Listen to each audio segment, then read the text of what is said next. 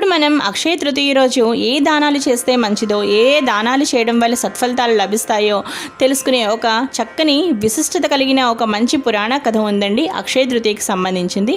అది మనం ఇప్పుడు విందాం. త్రేతాయుగ ప్రారంభం, మహాభారత రచన ఈ రోజునే మొదలయ్యింది. సంపదలకు అధిపతి కుబేరుడు శివుణ్ణి ప్రార్థించగా లక్ష్మీ అనుగ్రహాన్ని ఈనాడే ఇచ్చినట్లు శివపురాణం తెలుపుతుంది. కురుక్షేత్రంలో వీరమరణం పొందిన తర్వాత కర్ణుడు స్వర్గలోకానికి చేరుకున్నాడు. హంసమాలిక పాన్పులు, బంగారు భవంతులు, వజ్రాలు, వైఢూర్యాలు అన్నీ ఉన్నాయి. కానీ దాహం వేస్తే తాగడానికి నీళ్లు మాత్రం లేవు.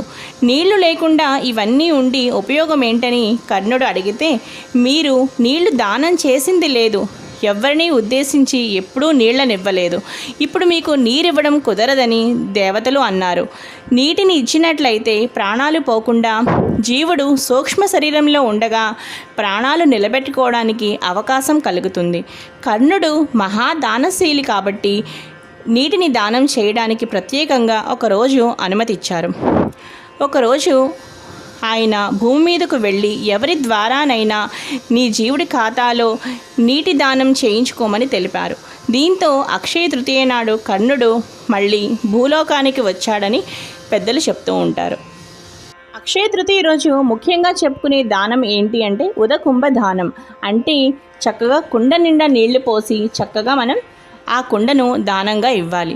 అలాగే చెప్పులు లేని వాళ్ళకి చెప్పులు ఇవ్వడం, అలాగే బట్టలు లేని వాళ్ళకి చక్కగా బట్టలు ఇవ్వడం, అలాగే అన్నదానం మరింత గొప్పది. ఒక మనిషికి చక్కగా అన్నం పెట్టడం అనేది భగవంతుడికి సాక్షాత్తు భగవంతుడికి అన్నం పెట్టినట్టు అనమాట. చక్కగా అన్నదానం ఇవన్నీ కూడా చక్కగా మనం ఇక్కడ దానంగా చెప్పుకోవచ్చు. అలాగే గంధం ఒకటి దానం చేయొచ్చు. ఈ స్వర్ణ దానం అనేవి ఇవన్నీ కూడా ముఖ్య దానాలుగా అక్షయ తృతీయ రోజు చెప్పుకోవచ్చు అన్నమాట.